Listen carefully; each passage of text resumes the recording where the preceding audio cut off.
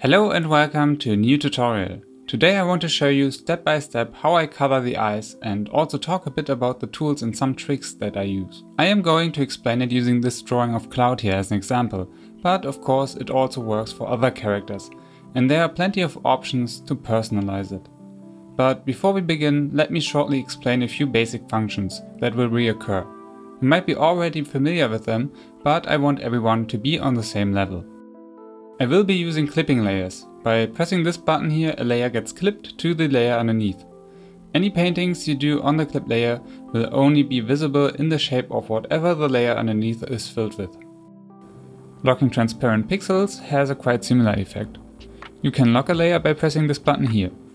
This way you can't paint over the area that you have drawn on that specific layer. It's useful, for example, to have the shape of your base safe, so you can't paint outside of that area. Also, I will use layer masks. You can add one by pressing here, and they are used to erase something without actually taking it away. You can, for example, make transparent holes in your drawing without any regrets using the eraser.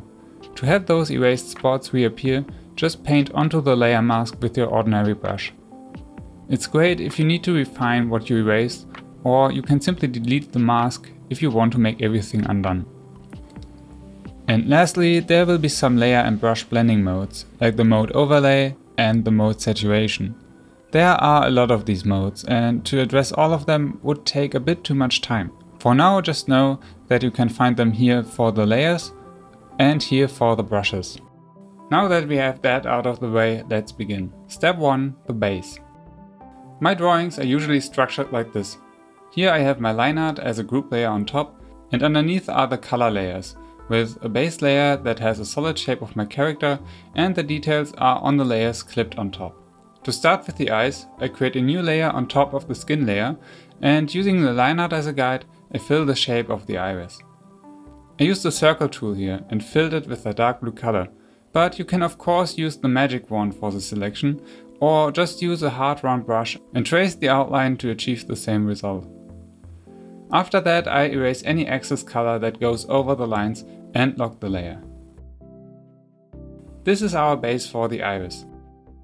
Now I go to my line art layer and erase the outlines that I used as orientation. Step 2. Rough shading. Next, I start giving the iris some rough shading by choosing a lighter tone and adding a little oval shape in the lower center of the iris. I repeat this with a lighter tone and even smaller oval that fills the center of the first one. To paint the pupils, I used the dark base tone again. If you have trouble with picking colors, here a little tip. Usually I start with the main color somewhere in the center of that square, and then I slightly shift the hue along with the lightness and saturation for each of the highlight colors. If I was to connect them, it looks a bit like a curve when I pick the three tones. And all that while I move the slider up towards yellow, the lighter the tone gets. It's just so that I have more variety in color when I start, but in the end you can still change them throughout the process, either through painting or filters. So don't worry too much about getting it right the first time. Now it gets a bit messy. I pick the smudging tool and drag the darker colors from the outer edge slightly into the center. It doesn't have to be neat and tidy really. The more random it is, the more natural it looks. Just keep the overall lighting and pupils intact. This way we break the rough edges a bit and bring the colors closer together. Step 3. Refining. To enhance this even more, I unlock the layer and use the blur tool to get rid of that sharp edge of the iris. Then I create a new layer on top of the layer we have been working on so far, and with the soft airbrush and a darker blue, I trace the outline of the iris. Just as before, I use the smudge tool again, and again I drag the dark blue color from the outer edge towards the center. This time though, I do it more in kinda like a zigzag motion. I randomly push and pull the color to create a radial texture that gives the eyes a stronger and more detailed outline compared to the one we erased before. Now I select the pixels from our base layer underneath and create a mask for the new outline layer. I do this by right-clicking onto the layer of our base and choose Selection from Layer. Then I select the layer where I want to add the mask. This way anything that I drag too far outside with the smudge tool gets invisible. And back to the base layer. To define the shape of the pupils a bit more, I use the circle tool again and create a selection of the pupils. But as I only want to paint outside of it, I invert the selection and with a soft airbrush I create a nice glowing blue gradient around the pupils and even add some more yellow highlights underneath afterwards.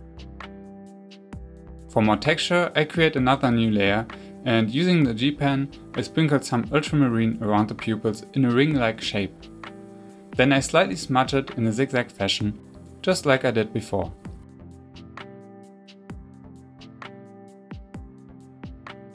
To make the eyes more vibrant, I use the airbrush again and set the brush mode to overlay.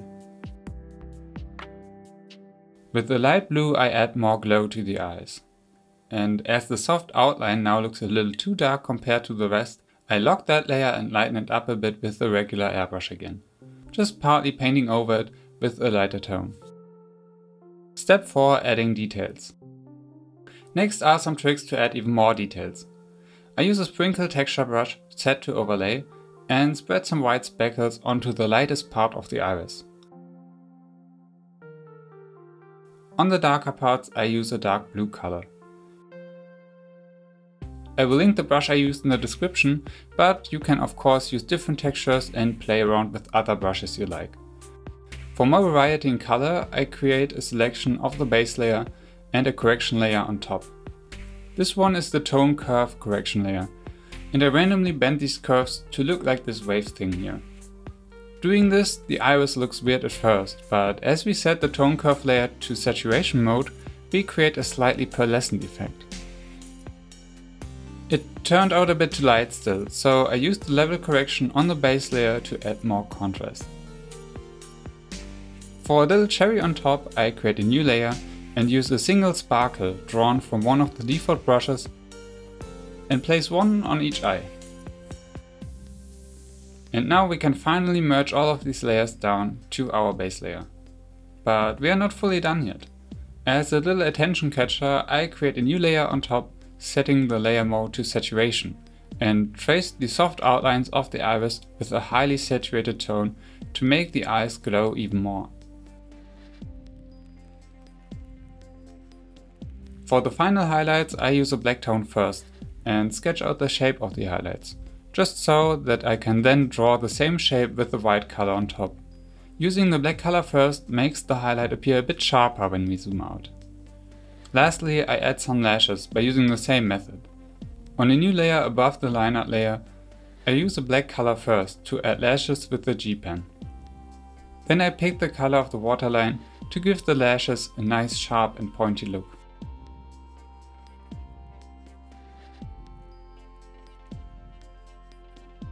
And we are done. Of course, there are countless more and different ways to color the eyes, even with my method.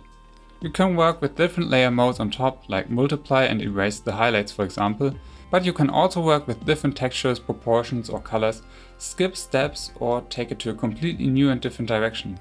But I hope I was able to give you at least a rough idea of how I am currently doing it, and that maybe it even helps you with your own work, regardless whether you want to follow this tutorial step by step or just listen to some other artist's perspective. Anyway, that's it. For more artwork be sure to check out my Instagram and Twitter. I also painted a Sephiroth matching that cloud that you can find there for example. Thanks so much for watching and I hope to see you in the next video.